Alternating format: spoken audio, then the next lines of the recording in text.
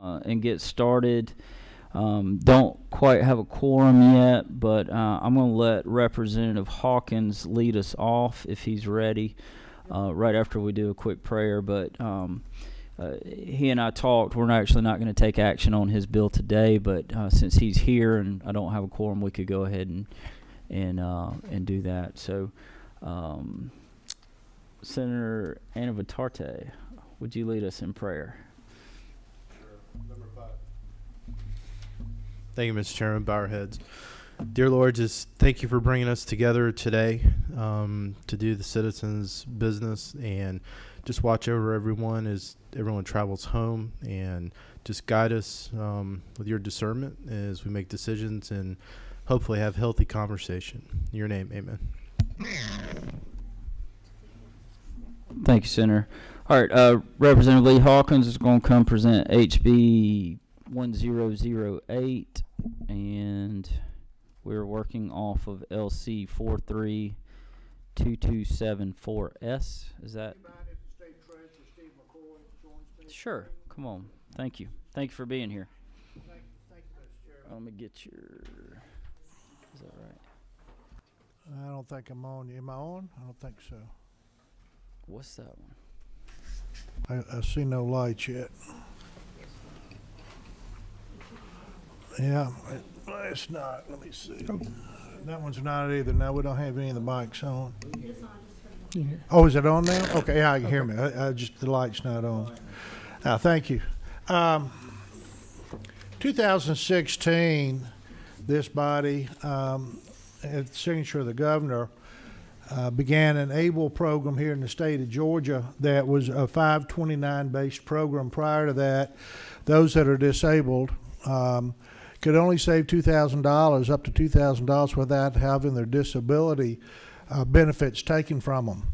ABLE, again, allowed a 529A to be established. And once we did that, of course, these plans, any plan like this, the cost of the plan is borne by the participant. Most of these families have been struggling forever with their financial being, taking care of loved ones with this situation. So our state treasurer came upon a good suggestion. That was that we would start the plan with other states in Ohio. They already had it up and running and going. And so we did that. What we've noticed over the years is that the participation has not been where we would hoped it would be. And this summer, State Treasurer Steve McCoy called me again and said, I've got an idea. And that idea is what you have before you today. And it's a great idea, and that is to establish this ABLE as a 529 under a board that is the Higher Education Savings Plan Board. So in this bill, in Section 1, it speaks to expanding that board, Georgia Higher Education Board, by placing a person on there that has a disability, or someone in the family has a disability, the commissioner of DCH and the commissioner of BHDD. It does remove the governor from the board, but 20 years ago we were putting the governor on every board. We don't think that's a good idea anymore. There's so many boards, there's no way he could actually do that. Section 2, the board of directors of the ABLES are replaced by the Board of Education. This is the wording in code. Section 3 folds the operation of the ABLE board into the higher education plan and secures the previous assets, meaning that the assets and plans that parts that were started in Ohio will exist there and run until those time out, and then be reinvested along with our others here in Georgia. It's important to note also that the 529 accounts will be separated. They will not be the same account. This has actually been done by 17 other boards and is shown to increase operating efficiency in those states. Right now, the Path to College, which is the Higher Education 529 plan, has over $4 billion of assets, whereas the ABLE plan only has 12.7. Making this change will increase not only the visibility but outreach, but promote the growth of the ABLE program. When we heard testimony in the House, Commissioner Fitzgerald made the comment, and I'm not going to say the percent because it's awful high. It would surprise you, but a very high percent of these enrollees are BHDD. And, we're really focused this year, and rightfully so, on increasing mental health treatment, accessibility, and this plan lines up with that effort.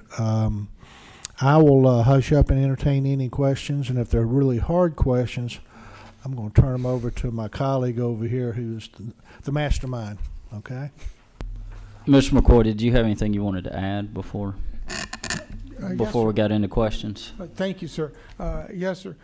This is really in that I administer both the board for the Path to College Savings Plan, which is a higher education savings plan board. I'm a board member and the administrator. I'm also a board member and the administrator for the ABLE board. And the way I explained it to each board last year, that is that it's almost a tale of like the tale of two cities. The College Savings Plan Board is doing extremely well. Georgia, we've turned that into, of the last few years, the best college savings plan in the country. It went, we're the lowest cost program, we're the fastest growing program, both in accounts and assets. We have top of the investment options are best in class. And it has just been first time, I think, ever a double upgrade from last year. We were neutral and it went to silver. We're one notch away from gold. We're in range of getting a gold in the next year to two by Morningstar. It is doing great. The ABLE program, meanwhile, we passed out some information. There's a chart here. It is lagging almost all of our peers. We're not getting the same penetration. It's a very small population compared to college savings plans that people who can invest in it, but because it's limited to people, of course, with disabilities. But we have a very low penetration rate, 1% of those eligible in Georgia, and a very high median age, 34. I looked at it and started looking to see what could we do to improve ABLE. And each year we would meet with ABLE board and people said, what could we do? We researched what other states were doing, and we found 17 states have gone through the same problem we have, and that is they found a way to merge the programs under one board so they could create operational efficiencies, outreach efficiencies with website delivery of material, also customer service people who could really assist, and that we believe that by merging those under one board, it will not cost the state any money. But we will actually can turn around the ABLE program and move it to best of class. That may take a year or two, but it won't take that long. So we feel very strongly that this is the step to take. If we don't, we are going to continue to struggle, and not only continue to struggle, that Ohio, we're attached to Ohio, who operates our program. Every new account right now is actually an account in Ohio. They white label it for Georgia. This will give us a chance to, over time, develop our own program and move it to best in class, just like the Path to College. I think there's nothing in here that would keep us from achieving this and bring them both to that same level. And really encourage you. I appreciate you hearing this, and I appreciate Representative Hawkins for sponsoring this. Thank you. Do we have any questions from the committee? Okay. Did anyone sign up to speak on this? Okay. Well, thank y'all for being here. And when we're ready to move on it, like I said, I met with Representative Hawkins earlier. If there's nobody else to sign up or anything, you won't be required to be here. We'll just take action. So, thank you. Thank you. Thank you very much. Appreciate it. Thank you. Okay. Anybody seen Senator Davenport? We've got Senate Bill 491. Oh, you're hiding behind the post on me. There you go. Okay. Thank you very much, Mr. Chairman, and to the members of the committee. I bring to you today Senate Bill 491, and we're calling this bill the American Dream Down Payment Savings Act. There are many barriers that prevent families from purchasing their first home, and one of the main barriers that prevent many black families from purchasing their first home is saving up the down payment. With the national median home price currently over $200,000, it can prove hard to save even the 3% down payment needed for an FHA loan, despite the fact that black unemployment rates are at an all-time low. It is because of this climate that the National Association of Real Estate Brokers is pushing for the passage of this bill. The American Dream Down Payment Savings Act is similar to the 529 College Saving Plan that allows for states to establish and maintain a program that creates accounts that are used toward the down payment of a home. And you have these pre-tax contributions up to about $12,000 a year that can be made to these qualified accounts as long as the funds are used for down payments. So you have families and friends of the beneficiary that can also make pre-tax contributions to a qualified savings account for up to $12,000 per person per year. With the increasing gap of home ownership between black families and their white counterparts, there is a need for this program to address the issue of down payment assistance. So the National Association of Real Estate Brokers sees this potential success of this program can benefit hundreds of communities of color throughout the nation. Their mission is and goal is always democracy in housing, and the American Dream down payment savings account is one way that we can build generational wealth within the black community and many communities of color. We are asking that the Department of Revenue handle this. I talked to the Department of Revenue. This has not been done. They have not done it, so they are not quite sure. Then I talked to the State Treasurer, Mr. McCoy, I think he was just in here, about, thank you, about this too. So we want to start a conversation. I think we have people signed up to talk about it and to say that there should be some type of down payment. We know that we have down payment assistance throughout the state of Georgia, and many persons are working on that. Also, the credit unions, I talked to the credit unions. So the credit unions and other banks, other institutions, financial institutions, have housing, and they assist housing assistance in the state of Georgia also. But the organization feels that if we had someone to administer that, and I do not have a fiscal note on that. I didn't think I did. Okay. So home ownership is vitally important, and we think that this program will help more people get the dream of home ownership. And we have, I think, quite a few people here from housing that would like to speak on it, Mr. Chairman. Sure thing. We'll call them up here shortly. But while we got you in the chair, so one thing in the bill, it says in the summary Department of Revenue, and you mentioned Department of Revenue, but when you get into the actual language, we just say department. So I hope you don't mind, but I took the liberty to make a few calls to see if there was a department that we could house this in, and probably what makes the most sense to me would either be DCA or Banking and Finance Department. And with Banking and Finance Department, with them being kind of overseer of mortgages and things like that, I went ahead and called them and asked if they'd be willing to house this program, and they agreed to do that. So if you would be amenable to a friendly amendment at some point, we could define the department in here as the Department of Banking and Finance, if you're okay with that. I am, Mr. Chairman. So that's that question. And to be clear, this program is going to be for everyone. Yes, this program is for everyone, and we're going to be doing it really in the form of it's almost like an IRA account. You can put the money into the account. It won't count towards your taxes.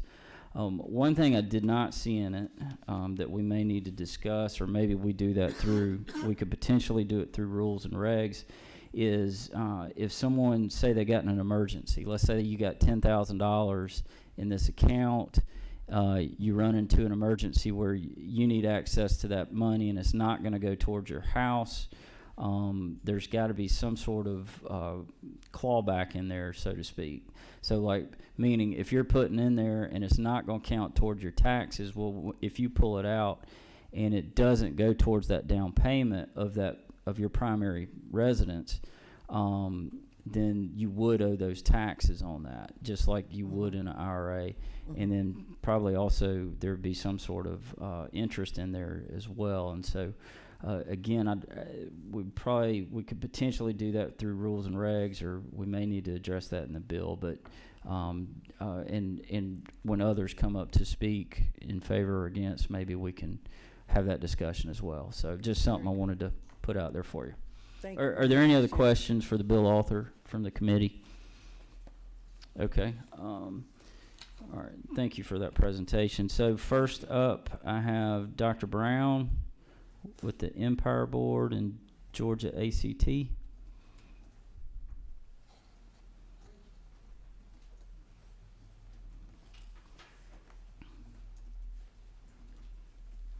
Good afternoon, Mr. Chairman and committee. I'm Dr. Bambi Hayes Brown, and I am coming to speak to you today as a native of rural Georgia and why this bill is so important.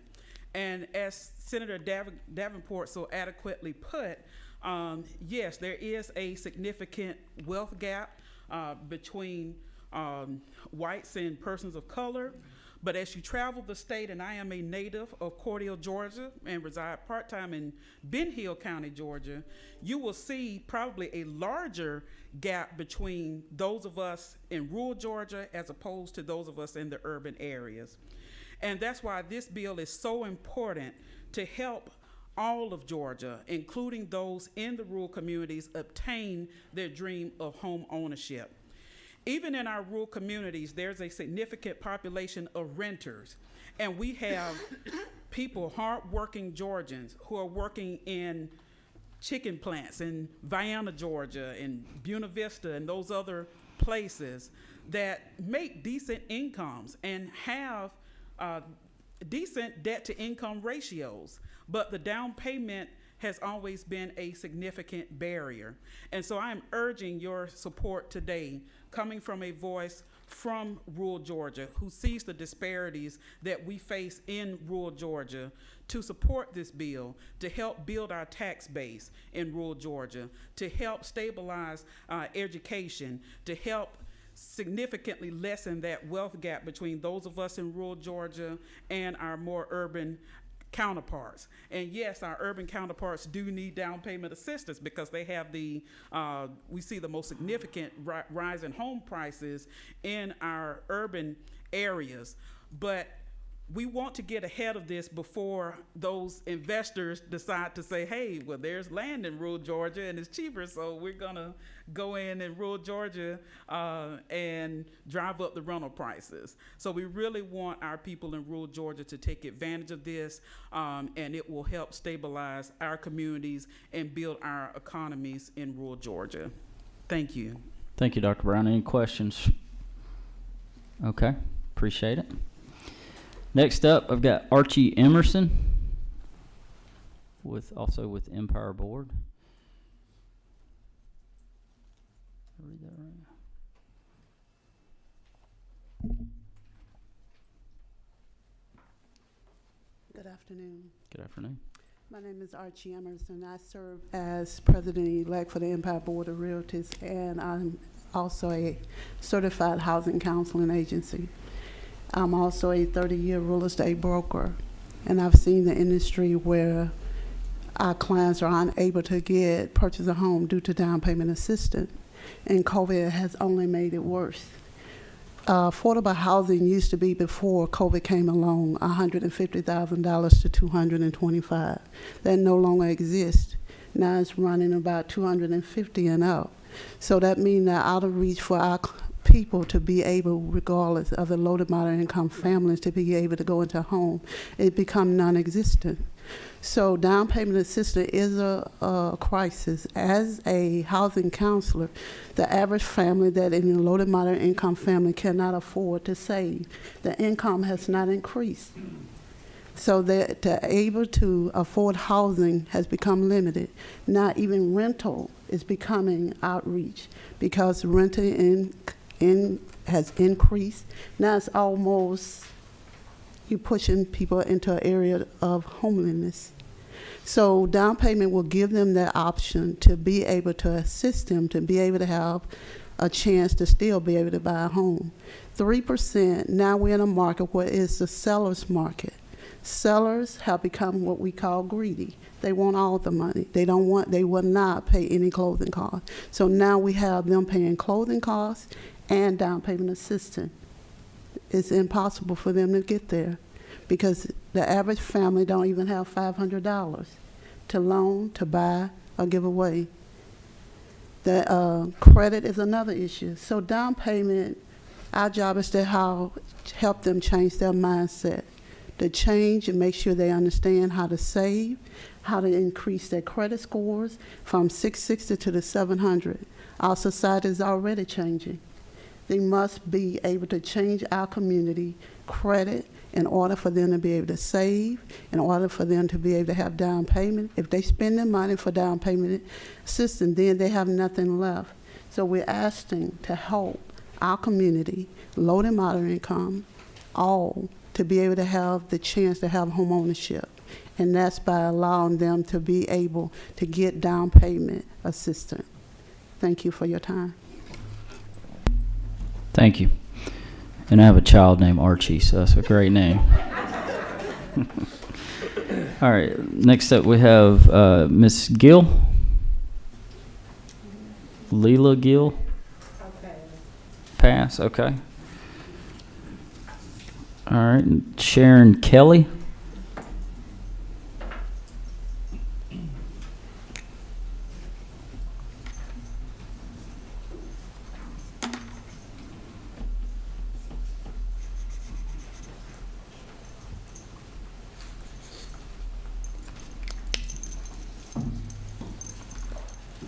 Good evening, and thank you for the opportunity to speak to you guys today regarding down payment assistance and home ownership affordable housing.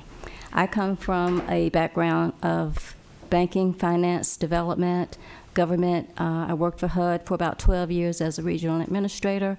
I've seen the impact of the need for down payment assistance throughout the state of Georgia, and as you asked, sir, for all people. It's not just a per category, but a lot of families of different walks of life need down payment assistance. So it's very important. This program is going to be so important because it will give the buyer an opportunity to have some buy-in in the deal. The way we hope that it's structured as an IRA, where they will be saving their money, it gives them an opportunity to save, to learn how to budget, and to understand what their responsibility is in becoming a homeowner. We find that it's very important that we get a chance to make sure that that's made clear, and that this program is designed where it will not have barriers, that it's a program with money there, but people can access it for different reasons. So we want to be very careful in how it's structured, that it really will benefit them. As Archie spoke, there are so many different areas of weaknesses right now when it comes to down payment assistance, closing costs, which the buyers are having to absorb now, so it's almost impossible for a family to save for closing costs and down payment assistance. The cost of living is consistently going up, income is consistently going down, and we have to find a way to offset those differences. today to make more people able to purchase a home. So I'm very glad that this is here and we had this opportunity, and I hope that we can get this passed so that we can ensure that more families will be able to become sustainable homeowners. Once they get into their home, because they're used to savings, this program will allow them to have some cushion going in so that if they get into a problem, they have some recourse and some fallback. But again, they have skin in the game, and they won't be so quick to walk away if there's an issue, because they're vested in this process. So again, thank you for the opportunity. Any questions? None. Thank you. All right, next I have Margaret, is it Stagmeyer? Okay.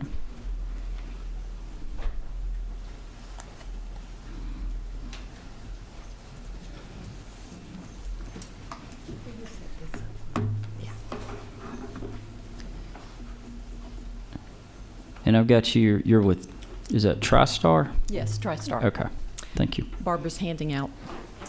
And I had a dyslexic moment. It's Bill 491, not 419. We got a bill for I that. tend to do that.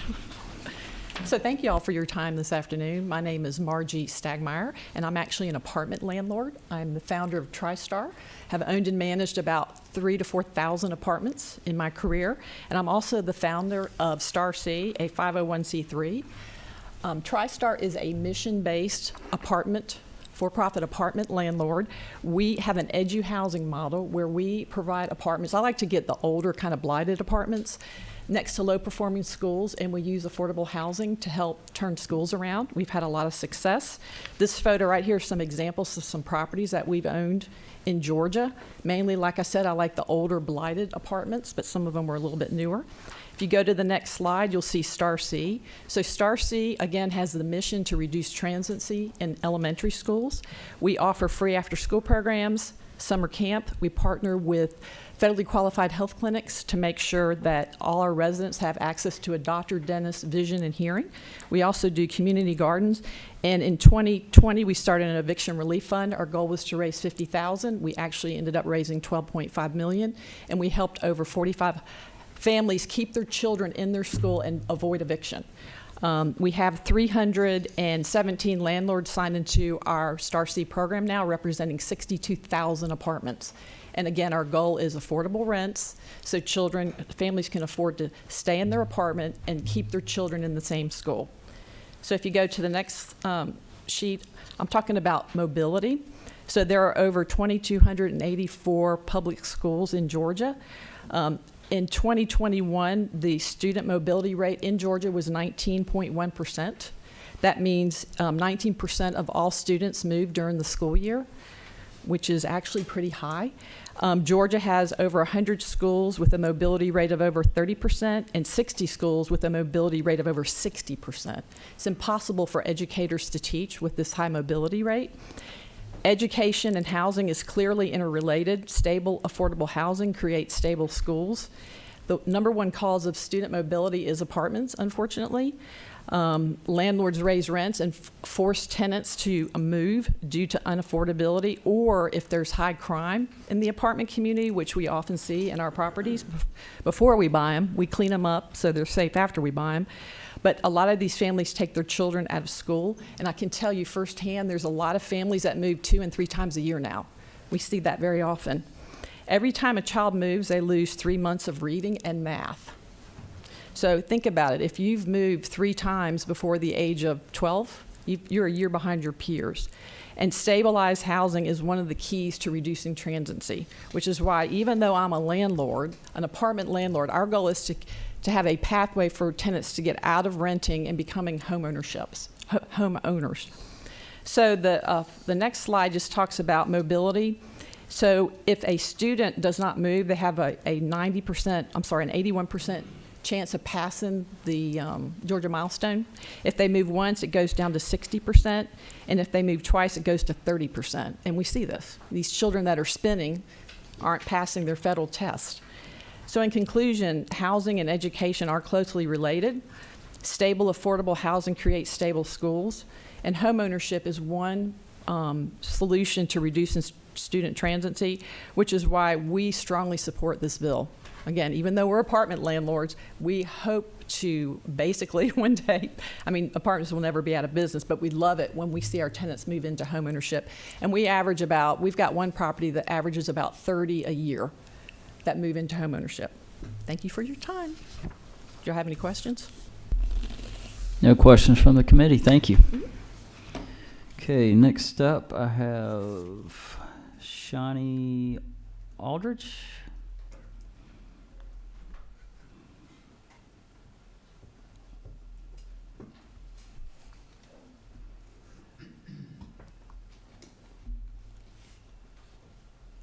Good afternoon. Good afternoon. I'm Shawnee Aldridge. I'm the president of Women's Council of Empire Board of Realtors, and we're right here in Atlanta, Georgia. Our membership consists of real estate practitioners, so real estate agents, brokers, attorneys, lenders, you name it. During our membership meetings, we all have a conversation about the struggles that our clients are experiencing and how the climate is changing in America. You know, when I got licensed 20 years ago almost, it was because I wanted to help clients to achieve the American dream. And so that's diminishing. We're seeing that home ownership within the African American community, home ownership is actually decreasing. The Census Bureau had a report the last quarter of 21 that says that African Americans went from 44% to 43.1%. This bill right here will be a game changer for all of Americans, especially African Americans. So I fully support the bill. It would be a game changer for real estate practitioners as well as our citizens to achieve home ownership. I recently had a consultation with the client, and after having our consultation, I had to let her know that she's going to have to take a seat and save some money up, because although she has great credit, she has employment, she's filing her taxes, she's doing her thing, but she doesn't have the down payment. And so now she has to wait, and we hope that she's able to save the money to get there. So I fully support this bill, and thank you so much for allowing me to sit before you and speak. Thank you for being here. No questions from the committee? We appreciate you being here. Thank you. Okay. I'm having trouble reading this one. Barbara.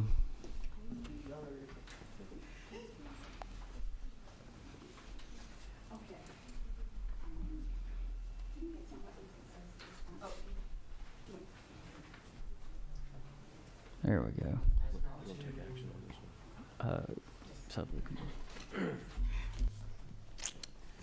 Good evening. I want to say thank you for the opportunity. I am Barbara Guillory. I am a real estate professional consultant, and I work with builders, developers, developing public-private partnerships in order to do affordable housing finance. So the bill 491 would restore the American dream of home ownership.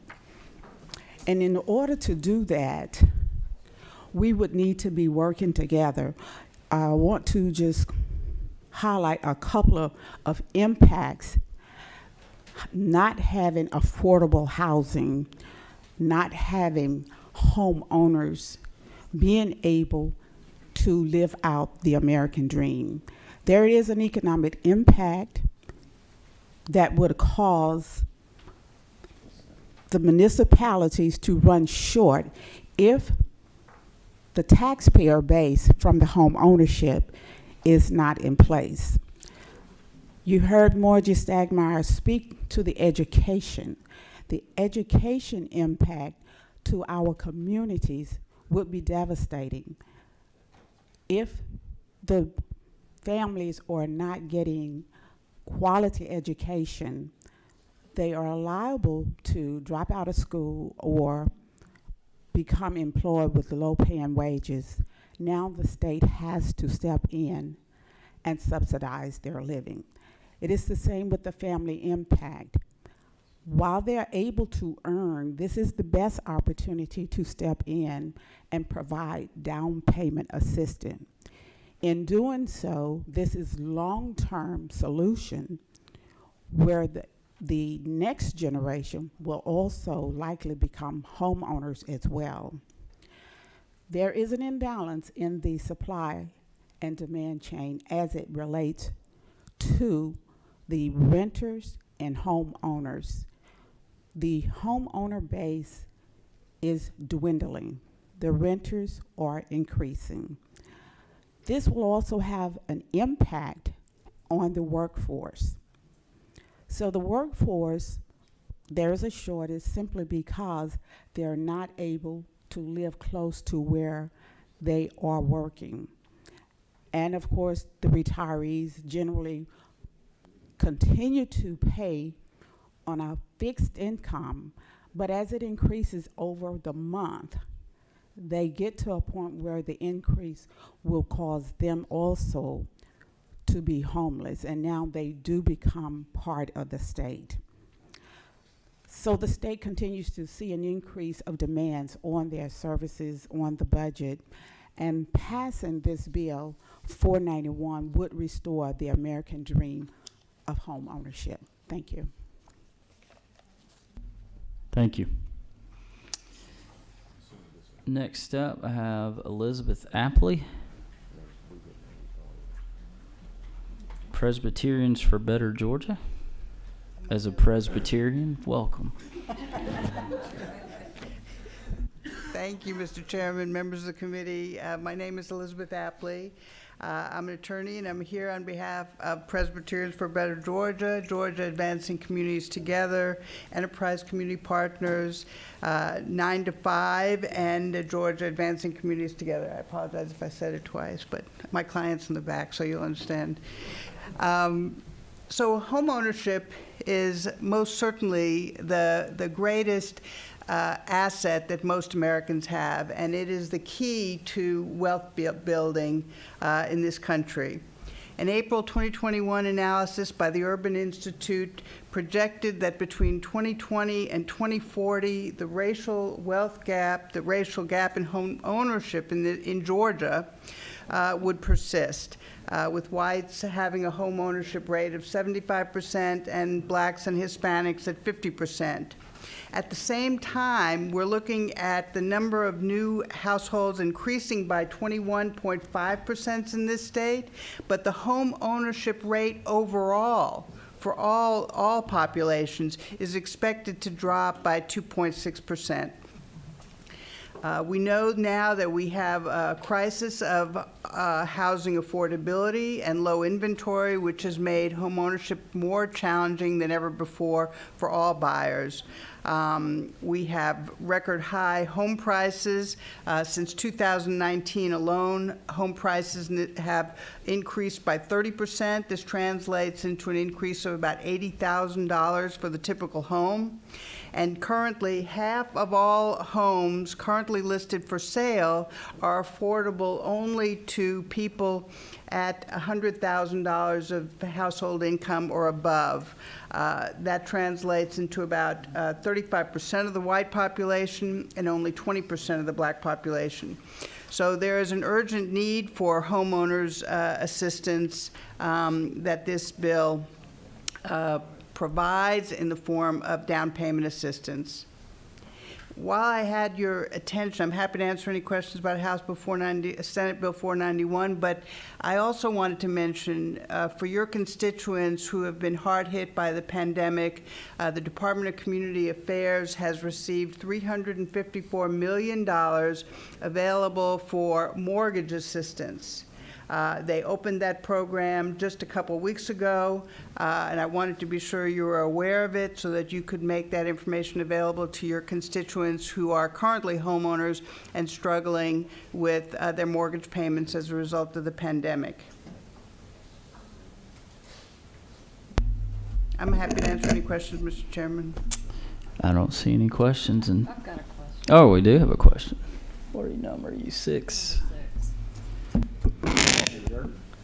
Thank you for being here. I agree with in principle, everything. I'm just trying to figure out, in terms of this particular program, what makes it different than just a regular savings account. Does it have to do with the way the money is classified in terms of income as to the distributor? It's a tax advantaged way of saving. Okay. That's it. That you Okay. So it tracks, as the chairman said, an IRA or the 529 higher education savings accounts or the ABLE Act that Chairman Hawkins mentioned earlier. So it's the tax advantage so that's primarily there. I think that there's an interest also in providing a mechanism for third parties to be able to contribute, but that's not presently in the bill. Follow up, or are you done? No, I'm good. Thank you. But that was a good question. It hasn't really been highlighted. Senator Jones? Thank you, Mr. Chairman, and I believe you kind of answered part of the question, because I was curious, and this is an excellent program, by the way. Anything we can do to increase home ownership in Georgia is a benefit to our great state. But would a parent or someone related to the person be allowed to contribute to a program such as this? And so your question is whether they would also have the benefit of the tax advantage? Yes. That's a good question. I think that they would, and of course a lot is left to the entity selected to administer the program, but that's my understanding. So the tax benefit goes to the person who's contributing the funds on behalf of the person who owns the account. Is that correct? Right. And there is a cap on the amount of the account as at $100,000. And they have to be in compliance with the requirements of the accounts in order to receive that benefit.